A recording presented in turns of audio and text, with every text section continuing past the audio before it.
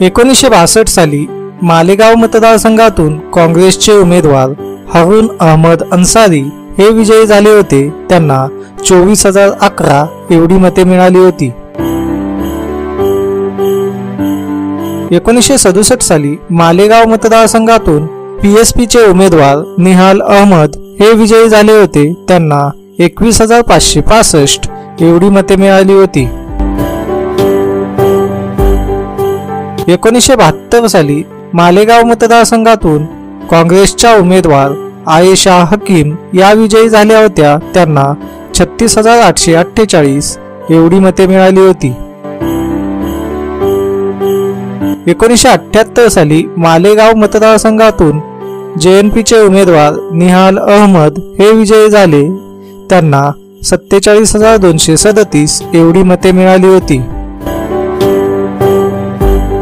1980 साली मालेगाव मतदारसंघातून जेएनपीचे उमेदवार निहाल अहमद हे विजयी झाले होते। त्यांना 42,704 एवढी मते मिळाली होती। 1985 साली मालेगाव मतदारसंघातून जेएनपीचे उमेदवार निहाल अहमद हे विजयी झाले होते। त्यांना 48,254 एवढी मते मिळाली होती। 1990 साली मालेगाव मतदारसंघातून जनता दलाचे उमेदवार निहाल अहमद हे विजयी झाले होते। त्यांना 67,944 एवढी मते मिळाली होती।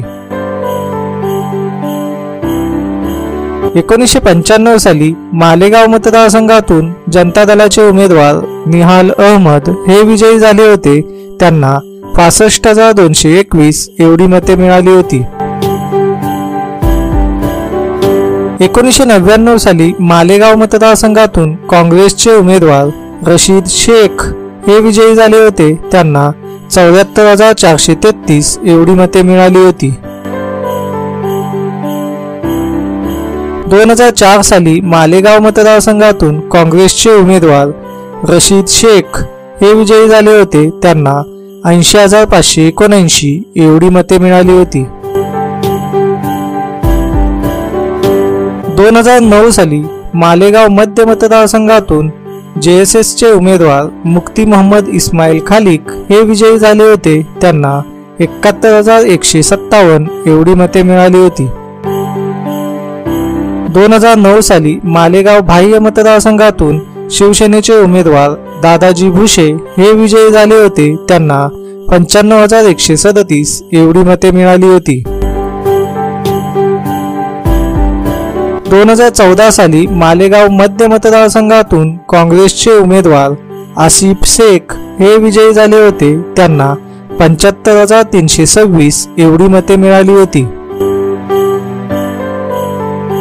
2014 साली मालेगाव बाह्य मतदारसंघातून शिवसेनेचे उमेदवार दादाजी भुसे हे विजयी झाले होते। त्यांना 82,093 एवढी मते मिळाली होती।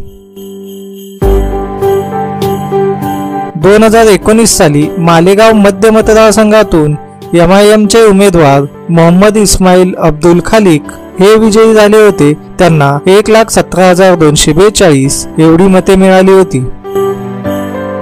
2019 साली मालेगाव बाह्य मतदारसंघातून शिवसेनेचे उमेदवार दादाजी भुसे हे विजयी झाले होते।